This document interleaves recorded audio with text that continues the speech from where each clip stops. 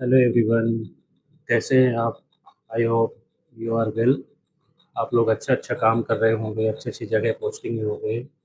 आज हम पिछले बार जैसे चर्चा किए थे कुछ डेप्रिसिएशन के क्वेश्चन के बारे में, तो आज हम उसी से रिलेटेड कुछ क्वेश्चन देखेंगे। जैसे में से मैं अभी यहाँ पर देख रहे हैं कि आप क्वेश्चन लिख दिया हूँ, है ना?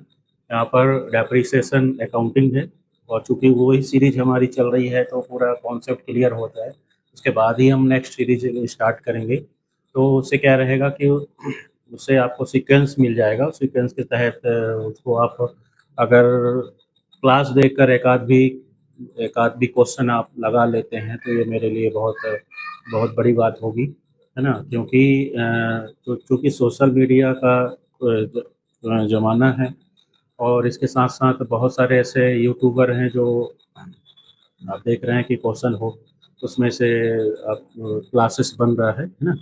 तो मैं भी एक कोशिश कर रहा हूँ, मैं भी प्रयास कर रहा हूँ कि बहुत अच्छी क्लास दूँ आपको। चूँकि कुछ टेक्निकल प्रॉब्लम के कारण मैं उस चीज़ को अभी अफ़ोर्ड नहीं कर पा रहा हूँ। तो इसलिए मैं मोबाइल से ही अभी कोशिश कर रहा हूँ कि बेस्ट क्लास बने। जैसा कि आपको यहाँ पर देख रहे हैं कि क्वेश्चन फर्स्ट है, इसमें से हम डेप्रिसिएशन की अकाउंटिंग करेंगे। पहले क्वेश्चन को समझ लेते हैं कि कोई भी एक व्यवसाय है, उस व्यवसाय में कोई मशीन है, मशीन का मूल्य जो है ₹28,000 है। यानी कि मशीन को ₹28,000 में खरीदा गया है, और उस मशीन को लगाने के लिए जो स्थापना एस्टेब्लिश वैल्यू है वो ₹2,000 आया है।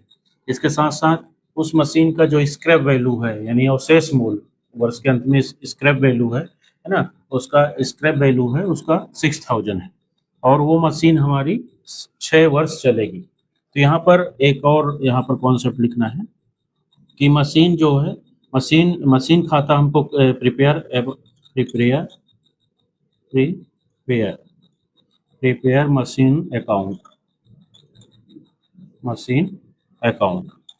यहाँ पर हमको मशीन अकाउंट बनाना है फॉर 3 ईयर 3 ईयर 3 वर्ष का मशीन खाता कंप्लीट करना है। तो ये चीज़ें हम क्वेश्चन में देख लिए। अब इसके बाद हम इसका अकाउंटिंग देखेंगे कि अकाउंटिंग में इसका कैसे हम इसको ट्रीट करेंगे, और इसके साथ-साथ इसका डेप्रिसिएशन हम कैसे इसको कैलकुलेट करेंगे। तो इसके बाद नेक्स्ट हम क्लास में हम अकाउंटिंग का भी क्वेश्चन देखेंगे, अकाउंटिंग करके देखेंगे अकाउंट कैसे बनाते हैं। तो हम यहाँ पर फॉर्मेट बना लिए हैं मशीन अकाउंट का। फर्स्ट में मशीन अकाउंट आप लिखेंगे, चूँकि जो मशीन परचेज है, अगर मशीन लिखेंगे, अगर बिल्डिंग मतलब स्थायी संपत्ति कोई भी हो, स्थायी संपत्ति का नाम है तो उस स्थायी संपत्ति का नाम यहाँ पर लिख देंगे। फर्स्ट में डेट लिख दिए, पार्टिकुलर लिख दिए, अमाउंट लिख दिए, डेट लिख दिए, नेक्स्ट फिर से पार्टिकुलर और अमाउंट, इसको पूरा कंप्लीट कर दिए। इसके बाद हमारे पास देख रहे हैं कि जो मशीनरी अकाउंट है वो फॉर 3 ईयर का बनना है। तो यहाँ पर फर्स्ट ईयर अगर डेट दे दिया है तो कोई भी डेट यहाँ पर लिख सकते हैं, 21 लिख सकते हैं हम, है ना? और मैं ये मान के चलते हैं कि वो मशीन अप्रैल को या अप्रैल में परचेज किया गया है ना? ये मान के चलते हैं। तो यहाँ पर हम डेप्रिसिएशन पहले कैलकुलेट करेंगे। एनुअल डेप्रिसिएशन इक्वल टू जो फॉर्मूला होता है, वैल्यू ऑफ एसेट्स या संपत्ति का मूल्य।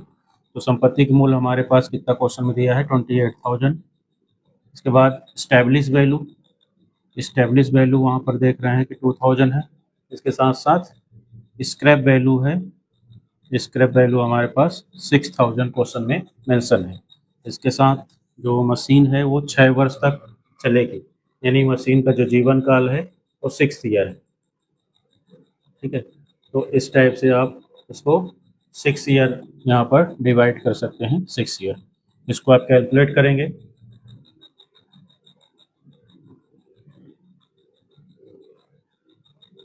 इसको आप कैलकुलेट करेंगे तो 28,000 प्लस 2000 माइनस 6000। तो पहले 28,000 को आप 2000 ऐड कर लीजिए तो 30,000 आ जाएगा, और 30,000 में 6000 माइनस कर दीजिए। तो एक स्टेप और इसको कैलकुलेट कर सकते हैं। 6 यहाँ पर तो 24,000 आ जाएगा, डिवाइड बाई 6 और यहाँ पर इसको डिवाइड कर देंगे 4000, तो 4000 क्या आ जाएगा, यहाँ पर एनुअल डेप्रिसिएशन आ जाएगा। इस एनुअल डेप्रिसिएशन को यहाँ पर देख सकते हैं कि 4000 आपके पास एनुअल डेप्रिसिएशन आ गया है। ठीक है, डेप्रिसिएशन इक्वल टू संपत्ति का मूल प्लस स्थापना value, establish value minus scrap value divide by life of machine. 30,000 इसको ऐड कर दिए, 30,000 माइनस 6,000 डिवाइड बाय 6, तो 24,000 है। 24,000 को आप डिवाइड कर देंगे, 4,000 क्या आ जाएगा, 4,000 आपका एनुअल डेप्रिसिएशन आ जाएगा। क्या जाएगा, एनुअल डेप्रिसिएशन यहाँ पर हम मेंशन कर देंगे।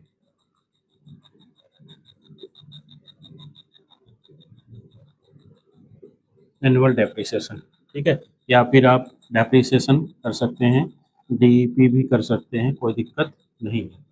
तो इस टाइप से आप डेप्रिसिएशन इसको कैलकुलेट करेंगे। इसके बाद हम इसको अकाउंट फॉर्मेट में कैसे लिखेंगे, आइए देखते हैं। अकाउंट फॉर्मेट में सबसे फर्स्ट में ये देखेंगे इसको अकाउंट फॉर्मेट कैसे मेंशन करेंगे।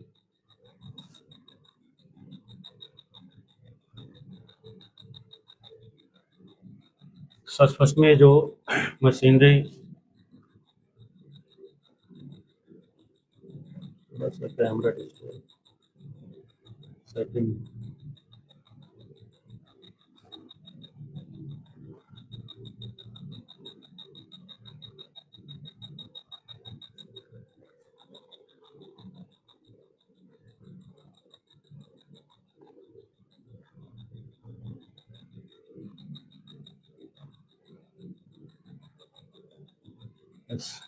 सबसे फर्स्ट में जो मशीन खरीदा गया है ना, तो यहाँ पर 1 अप्रैल को मशीनरी बाई किया गया है, 1 अप्रैल लिखेंगे।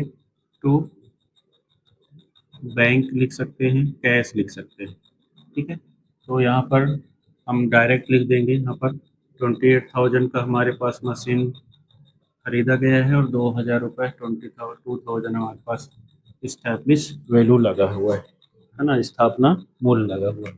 तो टोटल मशीन हमारे पास वैल्यू हो गई 30,000। क्लियर हुआ। इसके साथ यहाँ पर 2021-22 या 21-22 कर सकते हैं, है ना, मार्च 31 या 31 मार्च बाय डेप्रिसिएशन, तो हम कैलकुलेट कितना किए थे डेप्रिसिएशन, 4,000। यहाँ पर आप 4,000 मेंशन कर देंगे। इसके बाद बैलेंस हम निकाल देंगे 31 मार्च को बाय बैलेंस CD, टोटल कर लीजिए, ये आपके 30,000 ये आ गया। इसके बाद यहाँ पे 30,000 के बाद 30,000 4,000 माइनस कर देंगे तो आ जाएगा 26,000। इसको ट्रांसफ़र कर दीजिए नेक्स्ट ईयर, यानी 2022 को 1 अप्रैल को ही टू बैलेंस लिखकर, to balance BD brought down कितना, 26,000।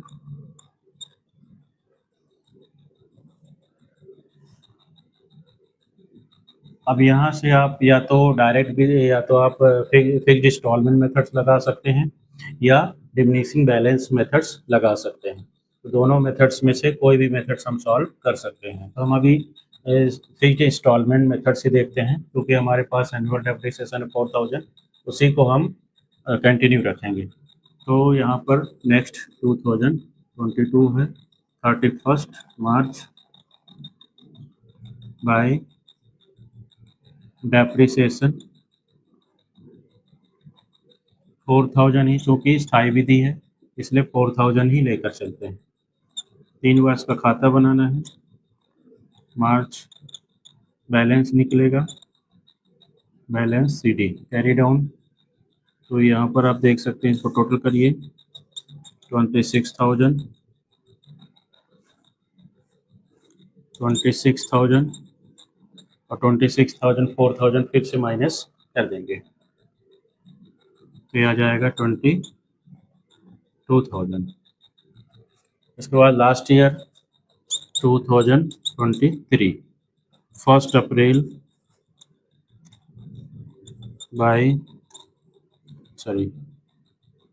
टू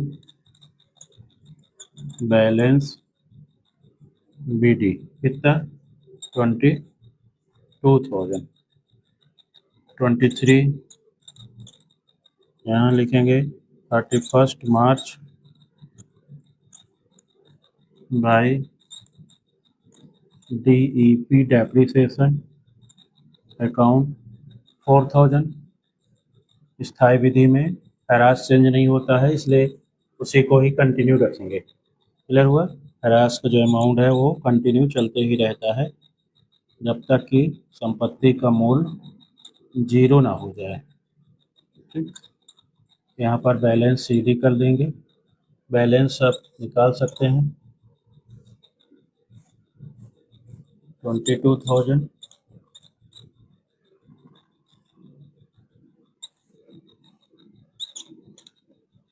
22,000 में 4,000 फिर से माइनस कर देंगे। क्लियर हुआ? तो यहाँ पर आ जाएगा 18,000 ये आपका लास्ट ईयर का बैलेंस है। इसको आप देख सकते हैं कि जो संपत्ति का मूल्य 26,000 30,000 रुपये था, उस संपत्ति का जो 3 वर्ष बाद उस संपत्ति का वैल्यू जो है वो 18,000 रुपये बचा हुआ है। ठीक है, तो इस टाइप से अगर किसी भी संपत्ति को हम स्थायी संपत्ति को हम अगर निरंतर प्रयोग करते हैं या किसी टेक्नोलॉजी कारण प्रचलन हो जाता है ना, या इसी प्रकार से कोई दुर्घटना हो जाती है, तो उस संपत्ति का मूल्य धीरे धीरे कम हो जाता है और लास्ट में वो कबाड़ वैल्यू यानी जिसको हम बोल सकते हैं स्क्रैप वैल्यू के आधार पर ही काउंट होता है। क्लियर हुआ? तो स्थायी संपत्ति पर लगने वाला ही डेप्रिसिएशन कहलाता है। इस टाइप से आप इसको देख सकते हैं। यहाँ पर ये खाता आप क्लोज कर सकते हैं। ये 3 वर्ष का खाता बन के तैयार हुआ है और ये स्थायी विधि के आधार पर है। स्थायी विधि इसलिए क्योंकि इसको कई सारे क्वेश्चन और भी हमको देखना है, जिसमें संपत्ति का विक्रय और डिमिनिशिंग बैलेंस मेथड्स है ना। तो इस टाइप से अगर हम क्वेश्चन देखेंगे तो इसको और अच्छे से हम अपने बुक में से क्वेश्चन करेंगे तो हमसे अच्छे से और क्लियर हो जाएगा। तो इस टाइप से और अच्छे से आप लगाइए।